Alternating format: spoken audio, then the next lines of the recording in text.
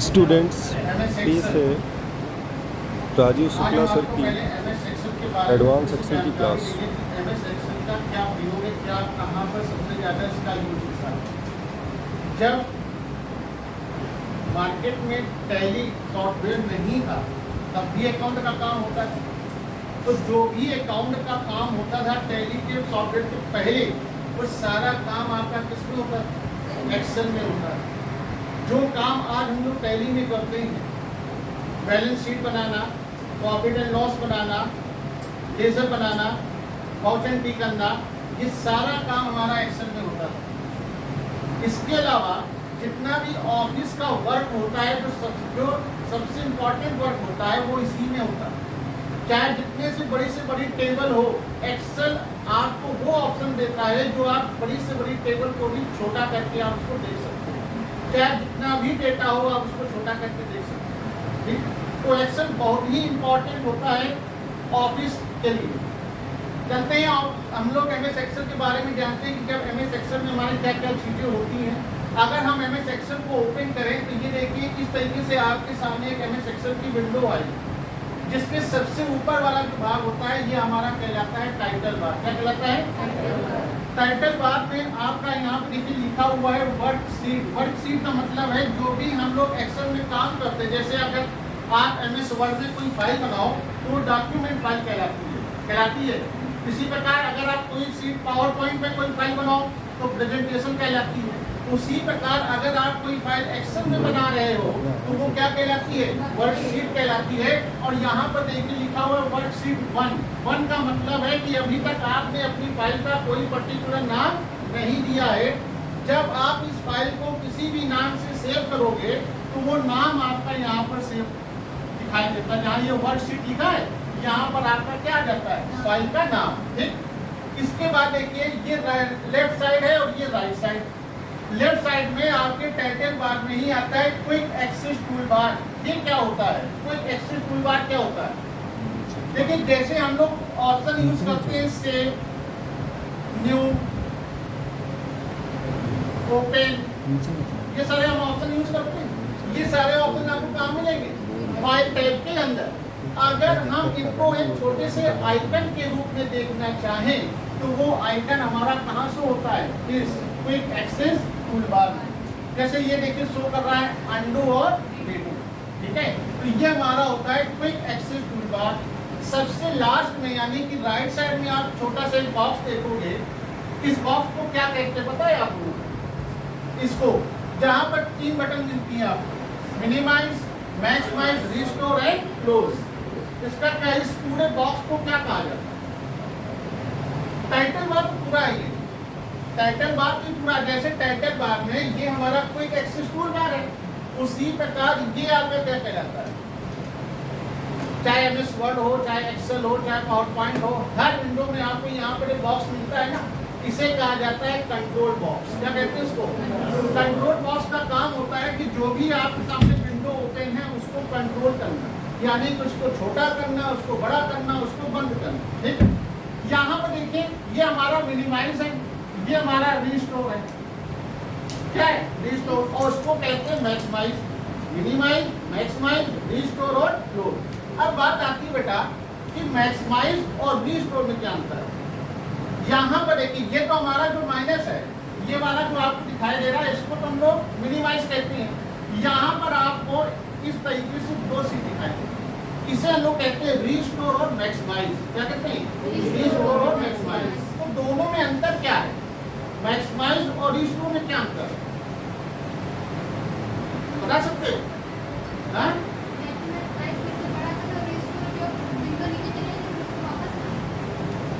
ठीक है, देखिए मैक्सिमाइज क्या होता है कि ये आप अगर आप मैक्सिमाइज पर क्लिक करोगे तो ये पूरी विंडो पूरे आपकी स्क्रीन में आ जाती है। रिस्टोर का हम तब प्रयोग करते हैं जब हमको एक साथ 2 प्रोग्रामों में काम करना हो, यानी कि हम ये चाहते हैं कि यहाँ पर हमारी एक्सेल की विंडो खुले और यहाँ पर हमारी एमएस वर्ड की विंडो खुले, तो हम लोग रिस्टोर करते हैं। रिस्टोर का मतलब है इसके साइज को वो छोटा कर देता है, ना ये मैक्सिमाइज रहेगा ना मिनिमाइज रहेगा। बीच का जो भाग होता है वही कहलाता है हमारा रिस्टोर।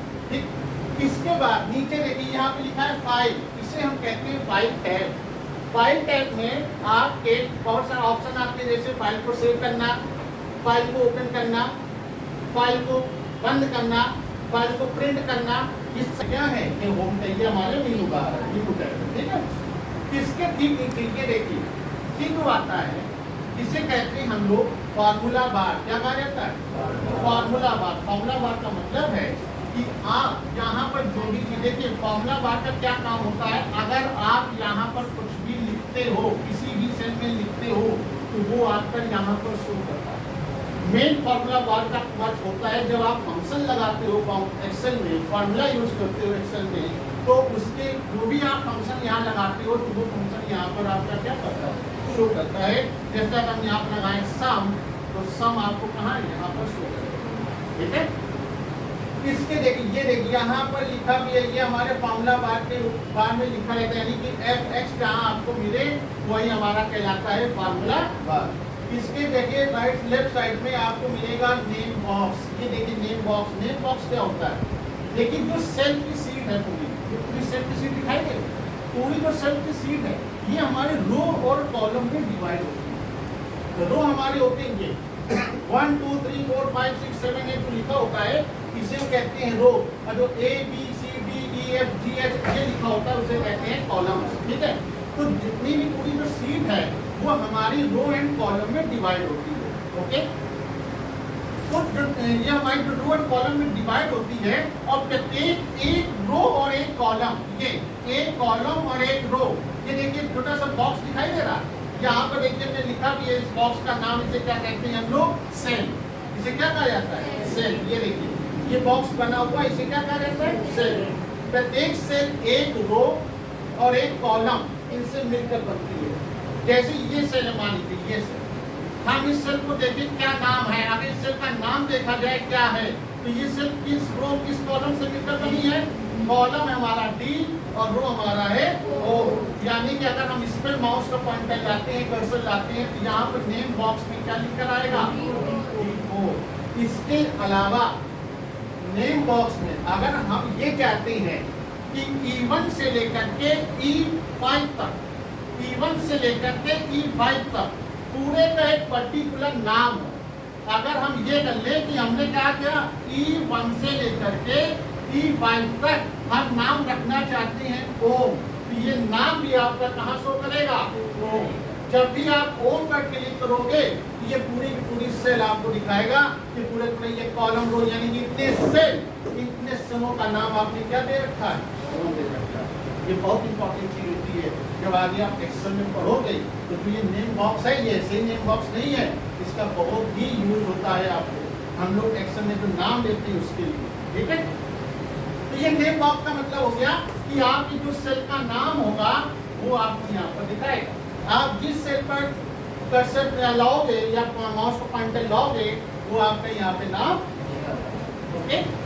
इसके बाद हमने आपको बताया कि ये जो हमारे होते हैं ये कॉलम होते हैं, और ये जो हमारी होती है रो होती है। कॉलम की जो संख्या होती है वो कितनी होती है, 16,384, और रो की संख्या होती है 10,48,500, ठीक। इसके नीचे देखिए यहाँ पे लिखा है सीट 1 सीट 2, यानी कि इस पूरे को कहते हैं हम लोग सीट नेम। वैसे तो आपको अधिकतर 3 सीटें आपको ओपन मिलेंगी, या 1 सीट आपको ओपन मिलती है, या 2 सीटें आपको मिलती है, ठीक है। यहाँ पर सीट 1 सीट 2 सीट 3 भी हो सकती है। इसके ठीक नीचे हमारा होता है स्टेटस बार। स्टेटस बार क्या बताता है, स्टेटस बार पूरे फाइल की जानकारी देता है। जैसे अगर हम MS Word में स्टेटस बार देखें तो ये बताता है कि आपने कितने पेज टाइप किए हैं, ठीक है, आपने एक पेज में कितने वर्ड, अभी तक कितने वर्ड लिखे हैं, कितने पैराग्राफ लिखे हैं, कितनी लाइन लिखी है, कौन सी लैंग्वेज लिख रहे हैं, ये सारी जानकारी कौन देता है, स्टेटस बार देता है, ठीक।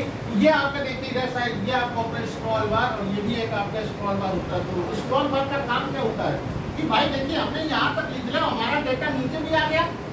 अब पेज को जब अप एंड डाउन करते हैं तो पेज को अप एंड डाउन करने के लिए हम लोग इस स्क्रॉल बार का यूज करते हैं। पेज को जब लेफ्ट और राइट करते हैं तो उसके लिए हम इसका यूज करते हैं। इसीलिए दोनों साइड हमारे स्क्रॉल बार दिया जाता है कि अगर आपको पेज को अप एंड डाउन करना है तो, या आपको पेज को क्या करना है, लेफ्ट एंड राइट करना है तो, ठीक है। इसके बाद ये आपका देखिए, ये स्टेटस बार में राइट साइड में अगर देखेंगे तो एक जूम बटन होती है जिससे आप अपने सेल अपने सीट को बड़ा कर सकते हैं। और ये हमारे व्यू टैब होते हैं। व्यू टैब का मतलब होता है जो हम लोग पेजेस यूज करते हैं वो कितने प्रकार के हो सकते हैं। जैसे अगर हम टेंस में जाए एक्सेल में, तो एक्सेल में कई सारे पेज होते हैं। ये तो वर्कशीट है, लेकिन अगर हमको प्रिंट निकालना हो उसके लिए पेज अलग होता है। जैसे MS वर्ड में अगर हमको प्रिंट निकालना होता है तो हम लोग अलग यूज करते हैं, नॉर्मल पेज अलग यूज करते हैं, यानी कि हर तरीके का पेज अलग अलग होता है और उसी को कहा जाता है विदाउट स्पेस। जो भी ये एक्सेल की वर्कशीट जो बनी है, जो शीट बनी है, अगर इसमें कोई आपको डाउट हो तो बता नहीं, ठीक आ जाए। अब बात आती है कि जब हम लोग एक्सेल में वर्क करते हैं तो यहाँ पर आपने देखा होगा कि किस तरीके से एक माउस का पॉइंटर बनकर आता है, आता है इस तरीके से। ठीक, MS वर्ड में जब आप काम करते हो तो वहां पर किस तरीके से बनकर आता है, सबका अपना अलग अलग। क्या आप जानते हो कि MS एक्सेल में जो माउस का पॉइंटर होता है ये कितने प्रकार का होता है? कौन सा बताया था हमने, जो एक्सेल पर आया होता है हमने बताया था शुरुआत में कि ये जो पॉइंटर होता है, ये माउस का पॉइंटर जो एक्सेल में होता है 4 तरीके से होता है। यानी कि जब 4 तरीके से काम करेंगे तो उनका जो ये जो आइकन ये जो हमारा है ये चेंज होता रहता है। एक कर्सर हमारा क्या होता है, चेंज होता रहता है। जैसे एक ये कर्सर होता है, एक हमारा इस तरीके से हो जाता है, इस तरीके से, प्लस एक हमारा हो जाता है जब भी इस तरीके से कि यहाँ पे भी एक एरो बना होगा, एक यहाँ एरो बना होगा, एक यहाँ एरो बना होगा, एक यहाँ एरो बना, और एक होता है इस तरीके से जैसे हमारा MS वर्ड में होता है वैसे ही एक होता है। ये 4 प्रकार के कर्सर होते हैं हमारे MS एक्सेल में, चारों का यूज।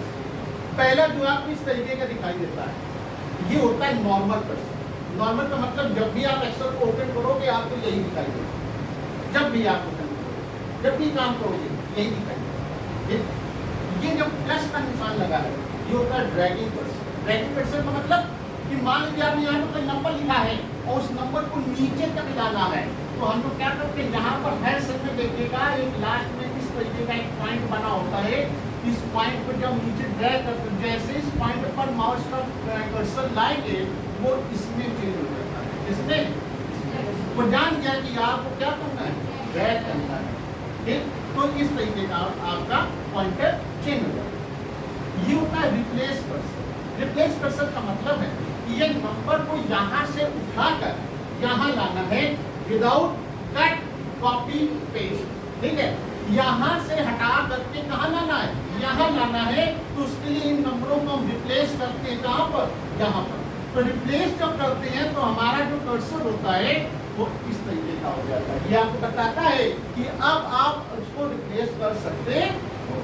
ठीक, अब ये क्या है, इसका काम होता है अगर हमको मान लीजिए हमने लिखा सम, ये लिख दिया सम, या हमने यहाँ पे लिख दिया SAM सम, अब तो ये गलत हो गया ना। अब हमको इसको सही करना है, तो सही करने के लिए हम लोग जैसे ही इस पर क्लिक करते हैं या फॉर्मूला बार पर क्लिक करते हैं तो हमारा कर्सर किस तरीके का हो जाता है, इसे कहा जाता है टेक्स्ट कर्सर। क्या कहते हैं, वो एक्सेल में 4 प्रकार के कर्सर होते हैं।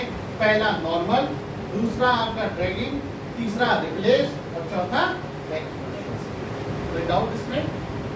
ठीक है, ओके, ठीक है। अब इसके आगे आपको थ्योरी लिखवाई जाएगी, फॉर्मूले जो आगे हो चुके हैं उसके आगे और फॉर्मूले